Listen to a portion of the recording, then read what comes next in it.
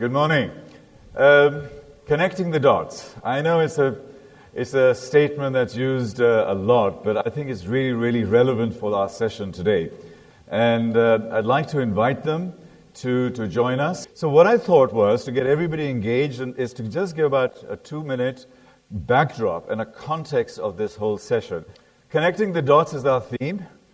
Now these are 4 megatrends that we're going to talk about today. First one, aqua power.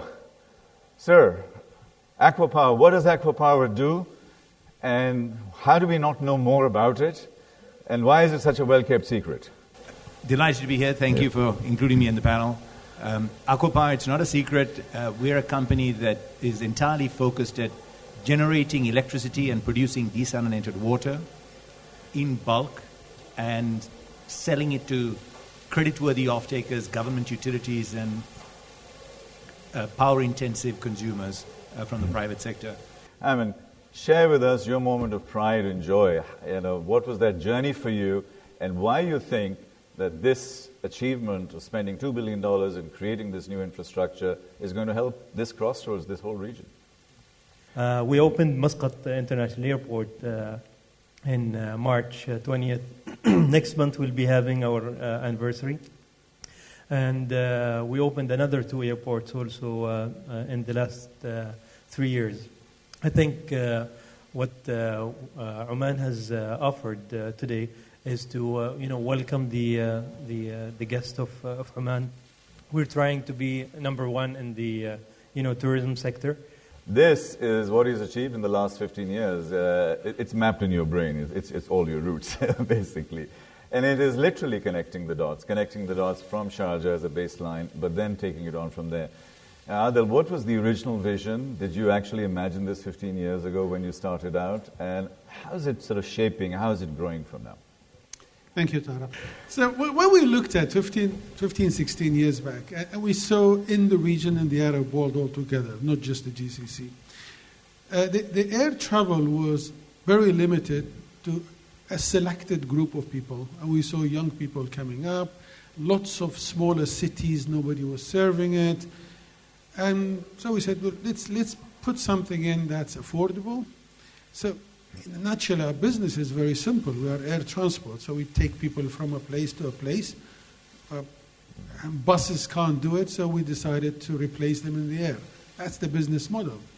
But then when we looked at it, we saw the demography of most of the GCC countries, and more within the Arab countries. We found that people want to travel, but they can't afford it, so we put that business together. It's really on the future of our digital revolution, and for all 3 of you, but particularly in the aviation sector, there's a lot of shift happening, a lot of change happening. You have a new airport. Do you have robots walking around or not? Do you have biometrics? Do you have AI? Do you have all of those new things? Or how soon are you going to get them? It's not like the bricks and the walls. It's the technology in it, especially nowadays. So do we have robots? To answer you, yes, we have robots. Do they talk? They talk Arabic and English, and you're teaching them now to talk different languages also. What does the passenger want? He wants a convenient, path to his aircraft. I think, some people do not like to talk to any human being. They would like to do the self-check-in, which is there. E-gates to just go in and just go to their aircraft.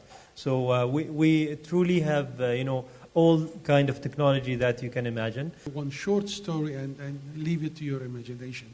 There's one aircraft manufacturer who says, in today's life, and you've heard a lot of debate about should we have 2 pilots in the cockpit or 1, and say today what you need is a pilot and a dog. All right? The dog, the pilot to watch the gauges that go fine, and the dog to make sure that the pilot doesn't touch anything. Thank you very much indeed for your attention. And now a big hand for our people. Thank you.